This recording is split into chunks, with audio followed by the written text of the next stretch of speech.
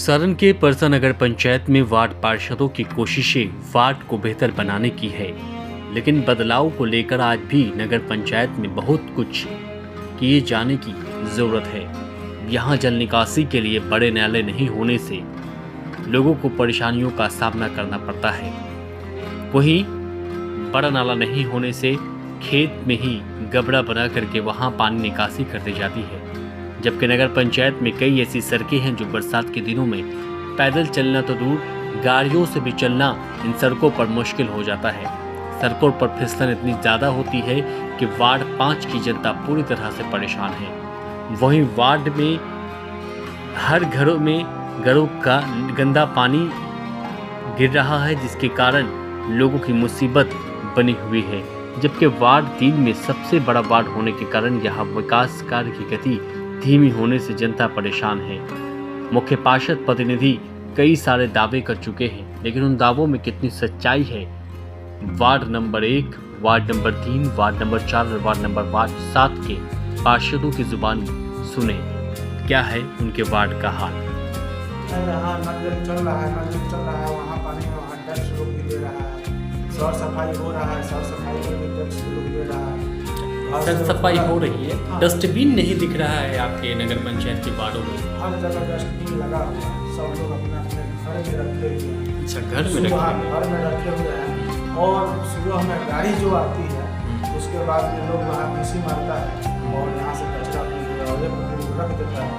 वो अपना गाड़ी में गीला कचरा अलग होता है और सूखा कचरा अलग होता है। मतलब ये मानकर चले वार्ड नंबर 2 के वार्ड पार्षद करीमुल्ला जी और मुख्य पार्षद प्रतिनिधि ये दावा कर रहे हैं कि नगर पंचायत में सफाई को लेकर के किसी तरह की कोई शिकायत नहीं। सफाई धरातल पर हो रहा है, सफाई में कहीं से थोड़ा सा किंतु परंतु नहीं है।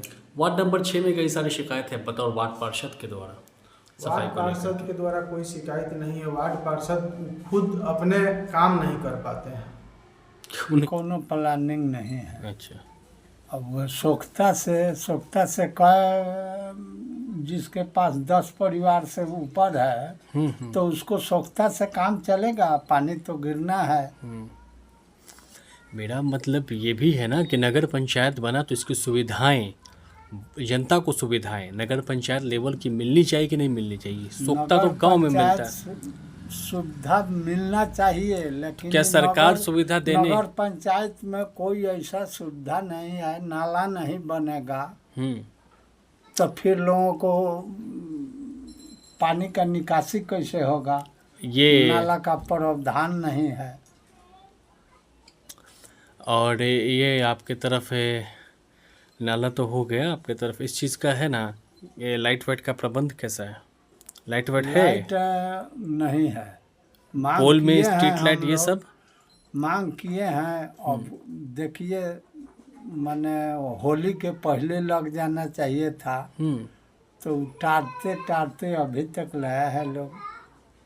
लाइन के तो हम अथी लाइट के लिए तो हम 200 के डिमांड किए हैं अपने वार्ड में। हाँ, बाजार में लाइट है ना? हाँ, बाजार में वार्ड में नहीं है। नहीं। ये स्थिति सिर्फ आप ही के वार्ड नंबर 1 की है कि कई सारे वार्ड की है जहाँ?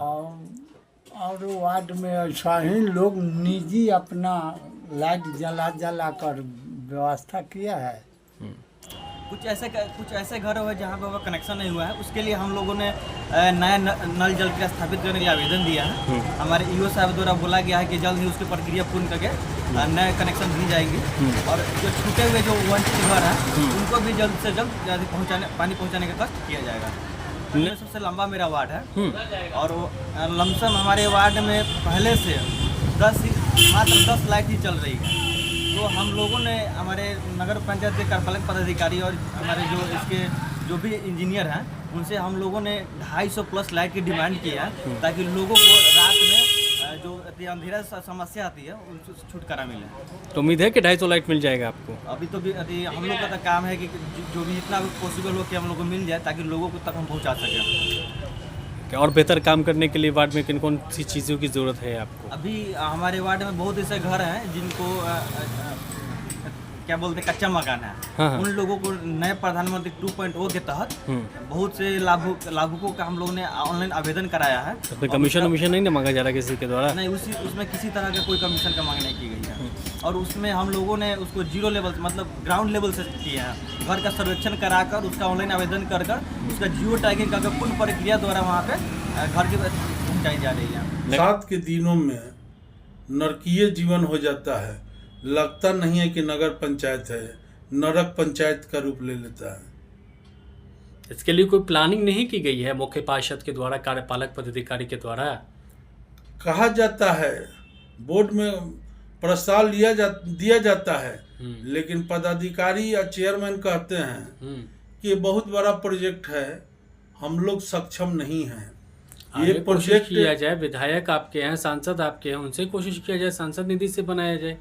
आप लोग तो सरेंडर कर रहे हैं, चाहे वो आपके कार्यपालक पदाधिकारी हो या मुख्य पार्षद हो, सरेंडर कर रहे हैं। ऐसे कब बहुत तक बार चलेगा? लिख कर दिया गया कि मेन रोड में कम से कम नाला का निर्माण हो, बाजार में जो नाला का निर्माण हो।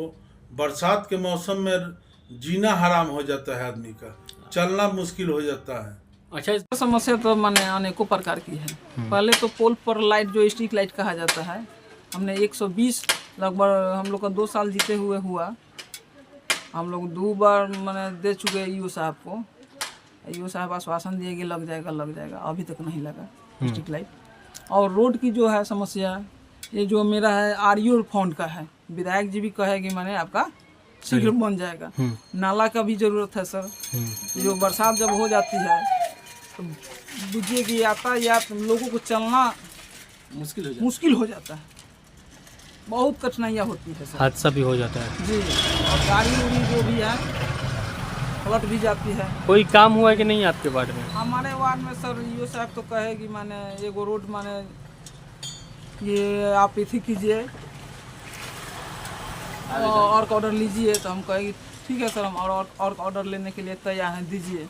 अभी तक नहीं दे पाए हैं सर, मगर उनमें कमी नहीं कहा जाएगा, हमें भी कमी कहा जाएगा। कुछ जैसे वो आपका ग्रामवासी का वो रोड पड़ता है, जनता का रोड है, उन लोग से लिखा कर हम मैंने दे चुके हैं।